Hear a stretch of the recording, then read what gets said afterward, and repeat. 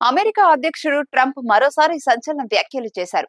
పాకిస్తాన్ తో cease fire లో America జోక్యం లేదన్న ప్రధాని మోదీ వ్యాఖ్యలపై ట్రంప్ స్పందించారు. భారత్ పాకిస్తాన్ యుద్ధాన్ని తానే ఆపానని మరోసారి చెప్పారు.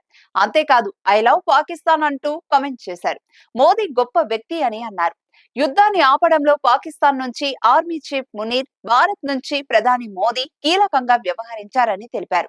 భారత్, పాక్ ఈ రెండు అణ్వాయుధాలు కలిగిన దేశాలు కావటంతో యుద్ధాన్ని ఆపానని చెప్పుకొచ్చారు ట్రంప్.